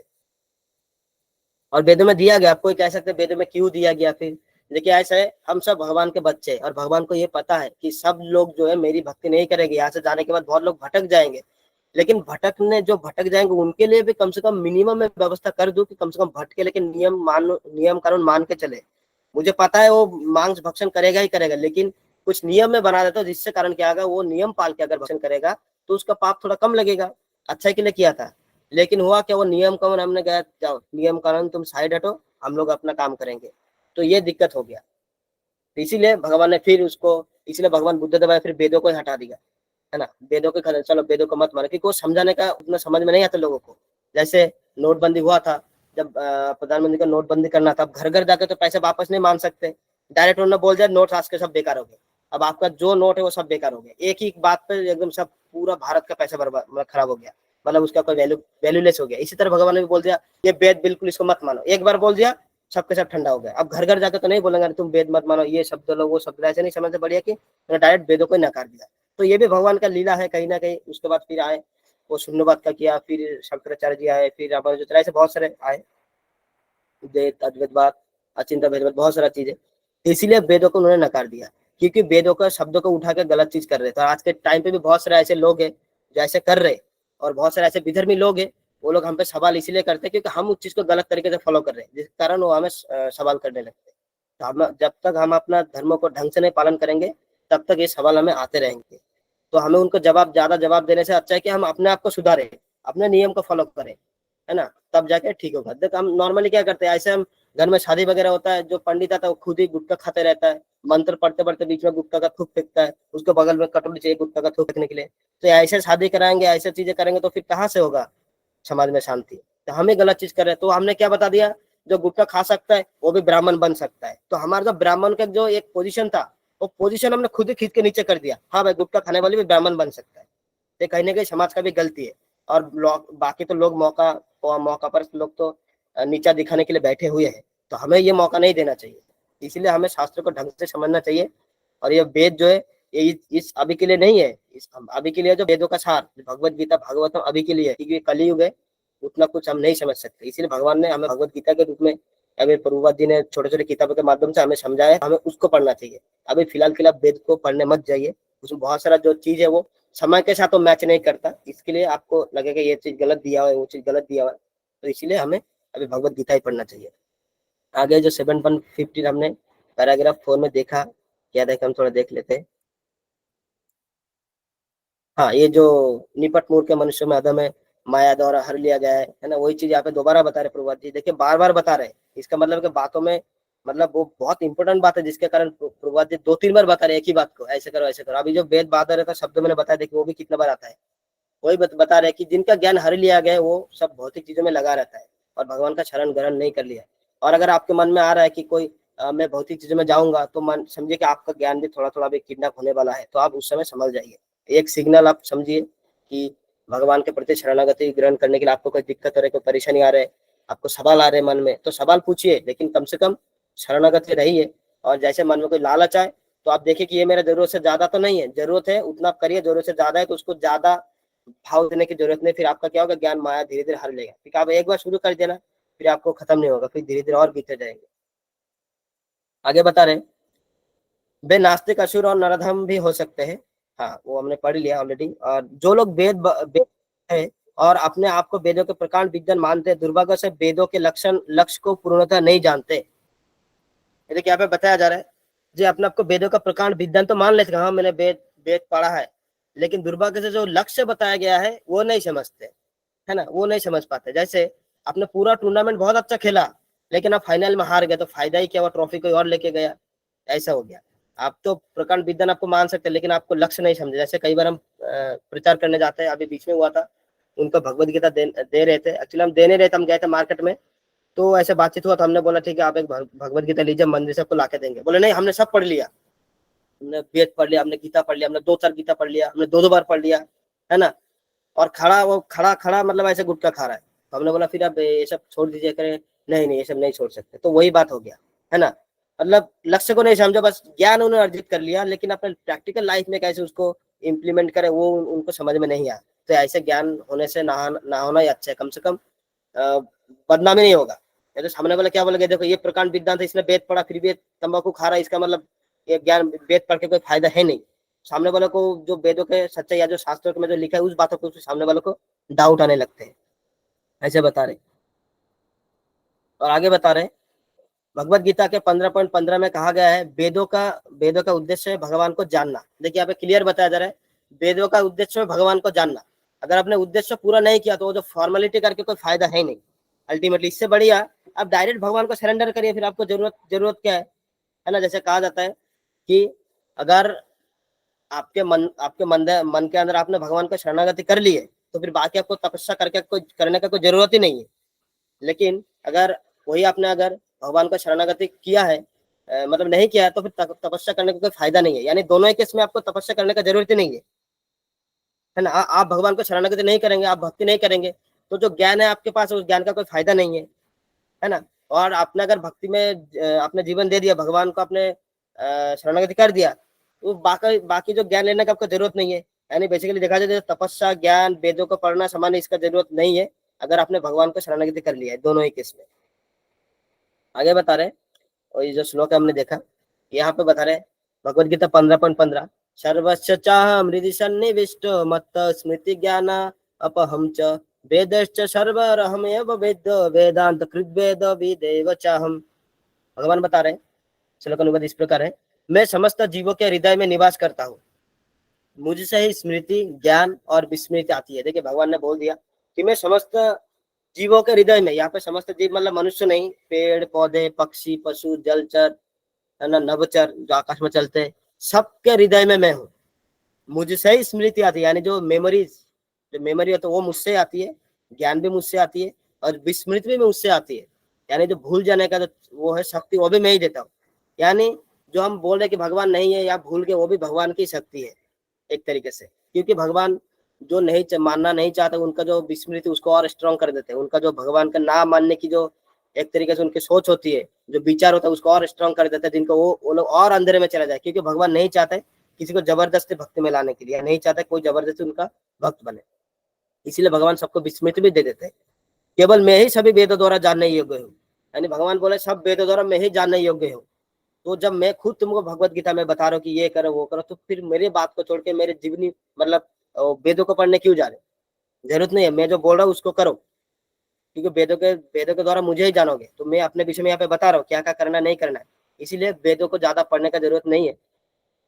मैं वेदांत के रचयिता और वेदों का अर्थ जानने वाला हूँ, यानी जो वेदांत का रचयिता मैं हूँ और वेदों का अर्थ जो जानते हो वो मैं ही हूँ। यानी भगवान यहाँ पे बता रहे हैं कि वेदों से मुझे जानोगे, क्योंकि मैं वेदों को जानता हूँ, मेरे ही ये हो, है ना, वो मेरा ही चीज है। तो तुम फिर मैं खुद जब मैं तुम्हारे साथ हूँ तो तुम मेरा फोटो क्यों ले रहे हो? मैं लाइव तुम्हारे साथ हूँ ना, तो मेरे फोटो का क्या जरूरत है? ऐसे भगवान बता रहे एक तरीके से, और वेदांत का भी रचयिता मैं हूँ। आगे बता रहे हैं, जैसे कि मंत्र 1 में कहा गया है कि सभी वस्तु का मालिक भगवान है, और समस्त शास्त्र में भी यही बात बताया गया है, और समस्त शास्त्र का लक्ष्य है मनुष्य को भगवत धाम वापस ले जाना। ऐसा हमने देखा मंत्र 1 में, ईशावास्यम इदम सर्वम, है ना, सभी वस्तु का मालिक जो है भगवान है। क्लियर है ये तो, इसमें कोई डाउट नहीं होना चाहिए। और समस्त शास्त्र में भी यही बात बताया गया, और समस्त शास्त्र में, सिर्फ ईशोपनिषद में नहीं, बाकी सब शास्त्र में बताया गया कि जो भी सारा कुछ है सब भगवान का है, और समस्त शास्त्र का लक्ष्य है मनुष्य को भगवत धाम वापस ले जाना। और जितने भी शास्त्र है सबका लक्ष्य है भगवत धाम ले जाना। आप कुछ भी पढ़ेंगे आपको उसमें वही मिलेगा। ऐसे नहीं कि भगवत गीता में आपको पता चला अरे ये पढ़ेंगे तो इसको पढ़ के हमें भगवत धाम वापस जाना पड़ेगा, तो एक काम करते हैं हम थोड़ा दूसरा कोई शास्त्र पढ़ लेते हैं, उसमें भी यही बात है। भगवान ने यहाँ पे बोल दिया कि आपको जाने का फायदा नहीं है, आपका टाइम वेस्ट होगा। मैं पहले आपको बता देता हूँ, ठीक है, इसमें जो बताया जा रहा है ये भी उसी में वही चीज दिया हुआ है, आप जाएंगे तो आपको वही मिलेगा। तो इससे बढ़िया कि जो मैं यहाँ पे बता रहा हूँ यहीं से आप मतलब डायरेक्ट चले जाइए, घूम फिर के आने का जरूरत नहीं है ना। एक होता है ना सीधा 10 किलोमीटर पे पहुंच जाना और फिर 15 किलोमीटर 20 किलोमीटर घूम के आना, वैसे ही बता रहे भगवान कि आप सीधा जाइए। पैराग्राफ 6 में बता रहे, वेदारतः लोग वेदों के सार यानी भगवान से मनुष्य का संपर्क पुनः जोड़ना को ना समझकर वेदों में दिए गए इंद्र तृप्ति, स्वर्ग की प्राप्ति इत्यादि को चरम लक्ष्य के रूप में प्रस्तुत करते हैं, और यही वासना मनुष्य को बंधन का कारण बनता है। देखिए वेदारथ ये लोग क्या करते हैं, एक्चुअली वेदों का जो लक्ष्य है वो भगवान को पाना है, भगवान से अपना आपको जो संपर्क है हमारा वो उसको जोड़ना है। अब ये लोग क्या करते हैं, इसको नहीं बताते, इसको नहीं समझते, बस इंद्रिय तृप्ति, स्वर्ग की प्राप्ति ये सब चीजों को सामने रखते हैं। देखो ये मेन है, मतलब उनको चरम लक्ष्य बना देते हैं, वेदों का लक्ष्य है ना, चरम लक्ष्य बना देते हैं। तो और यही से जो ये जो वासना है, क्योंकि आप सामने वाले ने बोलता है कि मैं वेद पढ़ाऊं, आजकल देखेंगे वेदी, द्विवेदी, त्रिवेदी, चतुर्वेदी, उसमें से किसी को भी एक वेद भी नहीं आता, सिर्फ नाम लग गया आगे। ऐसा है, तो ऐसे लोग जब समाज में आते हैं बड़े बन ठन के एकदम बढ़िया सच सबर का आता है, बोलते हैं पैसा कमाओ। देखो शास्त्र में लिखा है, अब बेचारे सामने बैठे हो तो ज्यादा पढ़ा लिखा होता नहीं, संस्कृत आती नहीं है, वो कुछ तो पढ़ के बता देता है ना। प्रभुपाद जी तो ऐसे नहीं, उन्होंने मतलब बताया, ये लोग क्या करता है ऐसे बता देता है, और सामने बोले हाँ बहुत अच्छा इन्होंने समझाया, बहुत अच्छा ड्रेस पहन का है, बड़े आदमी होंगे, ऊंचे चेयर पे बैठे, चलो इन्होंने बोल दिया मान लेते। तो वो लोग जो पैसे कमाना, इंद्रिय तृप्ति करना, अच्छा घर बनाना, अच्छा शादी करना, इसी को चरम लक्ष्य बताते। ये एक्चुअली ये लक्ष्य नहीं है, थोड़ा हमारा जरूरत है, लेकिन हमारा लक्ष्य नहीं होना चाहिए। लक्ष्य क्या है, भगवान से हमें अपने आप को जोड़ना, इस चीज को लोग सामने नहीं रखते। बाकी जो दूसरा चीज है पैसा कमाना, ये सब इंद्रिय तृप्ति चीजों को सामने रख देते हैं। तो भगवान यहाँ पे वही बता रहे कि ऐसे लोग ऐसे करते हैं। और जब ये वेद वेदारत है, यानी वेदों का ज्ञाता तो है लेकिन वो गलत चीजों को बता देते हैं, है ना। तो सामने वाला जो पब्लिक होते हैं, भोली भाली पब्लिक, उनको लगता है हाँ ये बड़े महापुरुष अगर ये बात बोल रहे हैं तो ये सच ही होगा। जैसे भगवान बताते अर्जुन को कि जो श्रेष्ठ लोग जो करते हैं बाकी के नीचे के लोग वही फॉलो करते हैं, तो जब उसको फॉलो करेंगे, क्योंकि उनको पता नहीं होता कि गलत है क्या सही है, तो फॉलो करने लगते हैं। आगे बता रहे, ऐसे वेदारत व्यक्ति वैदिक साहित्य का पुराणों का भर्त्सना करते हैं, यानी मजाक उड़ाते हैं साहित्य में, ये देखो ये गलत लिखा ये वो, है ना, कि वो लोग थोड़ा बहुत ज्ञान प्राप्त किया होता है, और अर्धज्ञान जो तो भयंकर होता है वो भर्त्सना करते हैं। अपने खुद की व्याख्या करते तथा आचार्य द्वारा दिए गए प्रमाणों का खंडन करते, यानी अपने बारे में बताते, मैं इस भगवान विष्णु का अवतार हूँ, मैं ये कर दूंगा, मैं वो कर दूंगा। ऐसे बहुत सारे लोग होते हैं। तो अपने आपको आप देखेंगे बहुत सारे लोग ऐसे बहुत सारे बापू लोग हैं, आगे राम लिखा होता है ना। ऐसे बहुत सारे लोग हैं जो जेल में बैठे हुए, और ऐसे बहुत सारे लोग हैं जो छोटी छोटी किताब बना के ऐसे बेचते और बताते मैं ही भगवान हूँ, मैं ही भगवान हूँ। देखिए सबसे पहले प्रभुपाद जी ने कहा था, जो अपने आप को भगवान बोले, भगवान के मतलब जो अपने आप को भगवान बोले वो भगवान हो ही नहीं सकता, क्योंकि भगवान को आगे रखे नहीं, वो अपने आप को आगे रख रहे हैं, कैसे हो सकता है। तो ऐसे वो बता रहे मतलब यहाँ पे जो ऐसे बहुत सारे लोग हैं जो अपने आप को बताते कि मैं भगवान हूँ, ये हूँ वो हूँ, और जो आचार्य को जो टीका करते हैं वो उसको खंडन करते हैं। वो मानते नहीं उस चीज को, नहीं नहीं यहाँ पे गलत दिया गया है, ये गलत है। वो मानते नहीं उस बात को और अपने आप को भगवान के रूप में सामने वाले को दिखाते हैं, मेरी पूजा करो मेरी पूजा करो ऐसे बोलते हैं। और फाइनली और एक टाइम बाद वो जेल में भी चले जाते हैं। लेकिन आज का समाज जो युवा समाज है वो काफी इस चीज से काफी उभर आया है। आजकल बहुत लोग लॉजिकली तरीके से समझ सकते हैं, मतलब चीजों को समझने का प्रयास करते हैं, जिसके कारण अभी हिंदुत्व तो काफी आगे जा रहा है। हमें इसको और आगे ले जाना है आप सबकी सहायता से। आगे बता रहे हैं कपटी कपटी व्यक्ति को ऊपर उठाकर उससे वेदों का ज्ञाता बताकर प्रचार भी करते हैं। कभी कभी ऐसे कपटी व्यक्ति को ऊपर उठा देते हैं, देखो ये वेद जानते हैं, इनको फॉलो करो, इनको इनकी बात माना करो। वो हर डिपार्टमेंट में होता है, पॉलिटिक्स में भी देखेंगे तेजी से उनको उनका पार्टी आगे कर देता है। चलो ये जो भारत जोड़ो यात्रा या कुछ भी करा देते हैं आगे, और जबकि उनको कुछ नॉलेज है ही नहीं। तो ऐसे जो स्पिरिचुअलिटी में भी ऐसे है कि ऐसे ऐसे साधु संत है जिनको आगे कर देते हैं कि देखो इनको सब पता है, लेकिन उनको कुछ नहीं पता होता। और बाकी जो पब्लिक एडवर्टाइजमेंट इतना कर देते कि बाकी जो पब्लिक उनको मानने लगता है। तो ऐसे आप देखेंगे पॉलिटिक्स पार्टी के बहुत सारे फॉलोअर्स है, ऐसे नहीं कि उनको फॉलोअर्स नहीं है, सब उनको भी फॉलोअर्स है। उनका जो मतलब है उन्हीं से मतलब रखने वाले फॉलोअर्स होते हैं उनके। और इनका इसमें क्या होता है, वही खाने पीने वाले जो लोग होते हैं उनके पार्टी में चले जाते हैं। चलो भाई हमारे साधु ने बोल दिया मच्छी खा सकते हमारे, मतलब उधर गाँव में मतलब क्या बोलूं अब, ऐसे लोकल कुछ एक आध पता नहीं इष्ट देवी की क्या दे उनको, मतलब नॉन वेज भी चढ़ा के भोग लगा के खाते हैं। ऐसा भी है, आप सुनेंगे ना हैरान हो जाएंगे, नॉन वेज भोग लगा रहे। ऐसा हमारे गाँव में बहुत सारा ऐसा है। सबको तोड़ना है एक टाइम पे, अभी नहीं धीरे धीरे जो भी है, ये हर जगह आपको देखने को मिलेगा। इसीलिए इस मंत्र में ऐसे लोगों को विद्या विद्यारता बोल के भर्सना की गई। ऐसे लोगों का विद्यारता कहा गया, यानी एक तरीके से मान लीजिए गलत विद्या उनके पास है ना, उनको ऐसे भर्सना यानी मजाक एक तरीके से गाली दिया गया है। वे लोग वेदों के मंत्रों को तब तक पढ़ते रहते हैं जब तक उनके स्वार्थ अनुसार कोई प्रसंग ना मिल जाए। यानी ये लोग वेदों को इसलिए पढ़ते हैं ना कि ज्ञान समझने के लिए, कि वो अपने मतलब का चीज ढूंढते रहते हैं, अपने मतलब का चीज ढूंढते ढूंढते रहते हैं। जैसे मान लीजिए आपने किसी से दोस्ती किया, आपने बहुत अच्छा दोस्ती किया, जैसे आपने देखा उस दोस्त के पास आपको कुछ ऐसा चीज मिल गया जो आप जिसको ढूंढ रहे थे, बस चीज आपने ले लिया, दोस्ती खत्म। ऐसे ही वेदों को पढ़ते रहते जैसे उनको एक कोई तो अलंकारिक शब्द कुछ मिल जाता है, हाँ ये लिखा है लेके मांस खा सकते हैं, मांस खा सकते हैं, चलो वेद पढ़ना वही बंद, मांस खा सकते हैं, मांस खाने में चल जाते हैं। यानी अपने मतलब का चीजें ढूंढने के लिए वेदों को पढ़ते हैं, और तब तक पढ़ते रहते जब तक वो मतलब ही ना मिले उनको।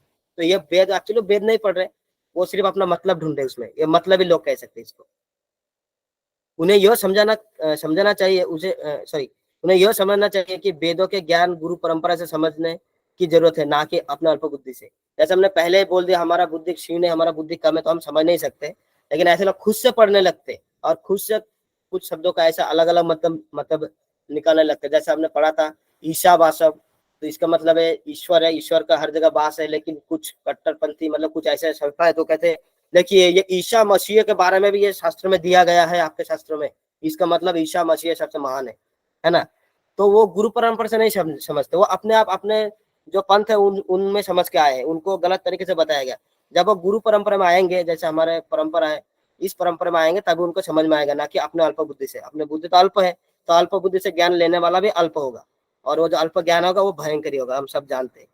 तो हमें किसी से अगर ज्ञान ले रहे हैं तो हमें सबसे पहले उसका बैकग्राउंड पता होना चाहिए, हम कैसे ज्ञान ले रहे हैं। जैसे हमें थोड़ा बहुत डाउट होने लगे, हमें तुरंत उनको ऐसे सवाल जवाब करना चाहिए जो मतलब आपको पता चल जाएगा कि ये इस तरीके की बात करे, इसका मतलब इसका परंपरा कोई और होगा, इसका जो मंशा कोई और होगा। भगवान सबको अलग करने की कोई भी कोशिश करे अपने ज्ञान के माध्यम से, समझ ले वो पाखंडी है।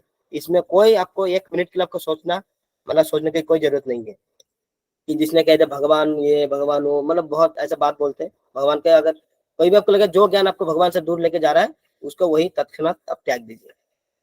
आगे बता रहे हैं पैराग्राफ 7 में, मुंडक उपनिषद के 1.2.2 में आदेश दिया गया है कि वेदों के ज्ञान को गुरु शिष्य परंपरा से प्राप्त करना चाहिए। यहाँ पे सीधा आदेश है।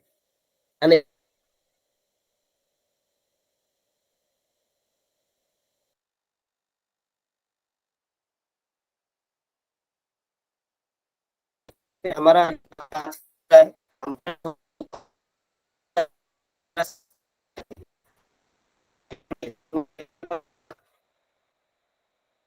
मान लीजिए पपीता की तरह है, अब पपीता को ना डायरेक्ट पेड़ से नीचे गिराएंगे तो फट जाएगा, इसीलिए एक आदमी थोड़ा ऊपर, एक आदमी फिर चेयर पे, एक आदमी थोड़ा नीचे खड़ा है, हाथ से वो धीरे धीरे फल नीचे आएगा, फल टूटेगा नहीं, खराब नहीं होगा। इस तरह ज्ञान भी ऐसे गुरु परामर्श मतलब एक मतलब जैसे मान लीजिए भगवान ने दिया, ब्रह्मा जी को दिया, ब्रह्मा जी ने नारद जी को, ऐसे फिर उनके शिष्य ऐसे धीरे धीरे नीचे आए, तो वो ज्ञान खराब नहीं हुआ, कि ये प्रामाणिक गुरु परंपरा के माध्यम से आया है, यानी वो ज्ञान खराब नहीं हुआ।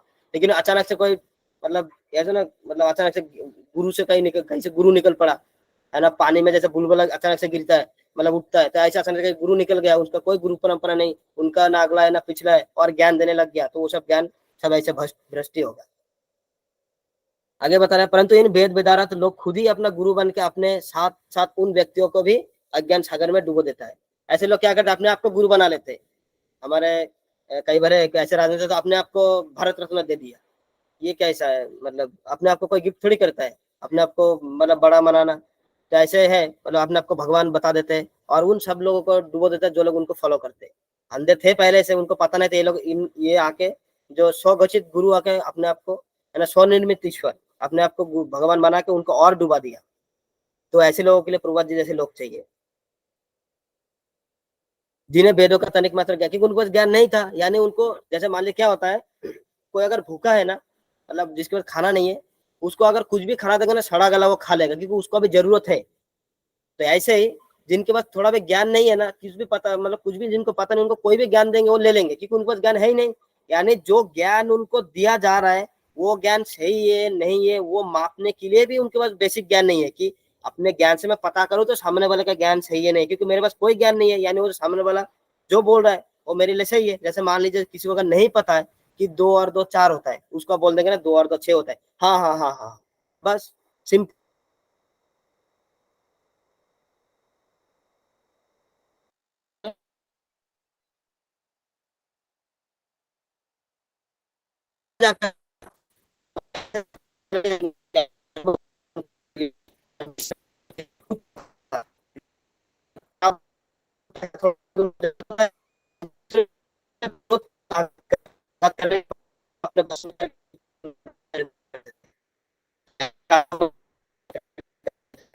प्रभु जी आवाज करती है। गाँव में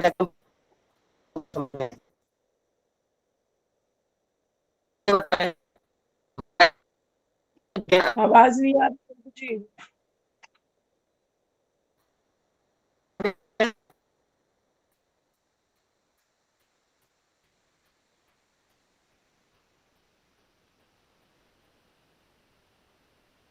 प्रभु जी ये 3:10 भी हो गए हैं।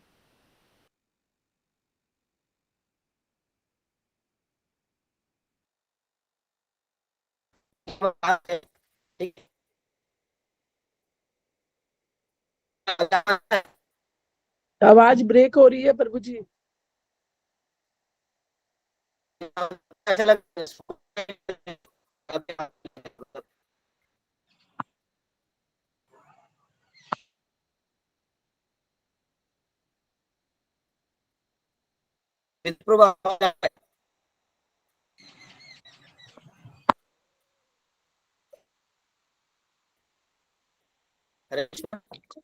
कुछ समझ में नहीं आ रहा आप क्या बोल रहे हैं। अच्छा, समझ में नहीं आ रहा। अब कुछ सुनाई क्लियर देती है है, प्रभु जी? अब क्लियर है, बोलिए प्रभु जी।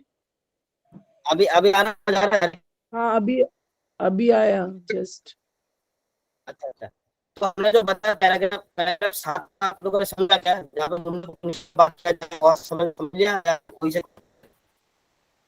जी जी हरे कृष्णा प्रभु जी, मतलब आगे ये जो के लास्ट स्लाइड है ना, ये हाँ रिपीट कीजिए हाँ लास्ट प्रभु स्लाइड। जी 3:10 हो चुके हैं, कल कर रहे हैं। एक्चुअली ये लास्ट स्लाइड है ना, 2 मिनट और लगेगा, तो फटाफट बता देता हूँ। तो मुंडक उपनिषद में 1.2.12 में आदेश दिया गया है, जो वेदों का ज्ञान को गुरु शिष्य परंपरा से लेना चाहिए। ऐसे नहीं कोई भी आके हमें ज्ञान दिया ऐसे नहीं लेना चाहिए, गुरु शिष्य परंपरा का होना चाहिए। जैसे देखा हमारे लोग गुरु शिष्य परंपरा है, भक्तिवेदांत ठाकुर, भक्तिविनोद ठाकुर, बाबा जी महाराज, ऐसे बहुत ऐसे लेना चाहिए। और ये बेटा लोग खुद ही अपना गुरु बना अपने साक्षात व्यक्तियों को भी अज्ञान शरण में देता है। हरे कृष्णा प्रभु जी, आवाज नहीं आ रही। प्रभु जी ब्रेक हो रही है आवाज। देखो ये अभी बढ़िया चल रहा था, अचानक से थोड़ा नेटवर्क प्रॉब्लम आ अब रही। ठीक है, अब ठीक है। अब ठीक है ना? हाँ प्रभु जी। तो ज्ञान मिलेगा तो गुरु के सामने अभी अभी मैं ही अभी गुरु हूँ। अभी ब्रेक हो रही है प्रभु जी, अभी ब्रेक हो रही है। प्रभु नहीं, जी क्लियर कल ही नहीं आ रखते रही हैं, आवाज। भगवान भी यही चाहते हाँ। हैं। प्रभु ठीक जी है, आगे का कल कर लें। ठीक है आवाज ब्रेक हो रही है बहुत ज्यादा प्रभु जी।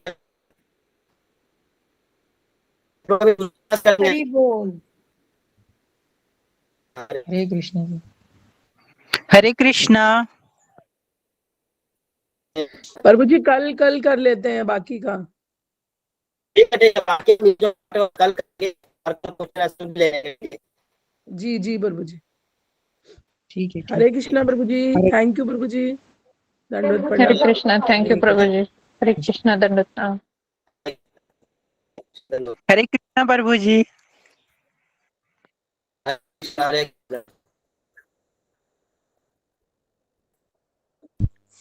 हरे कृष्ण प्रभु जी, दंडवत प्रणाम।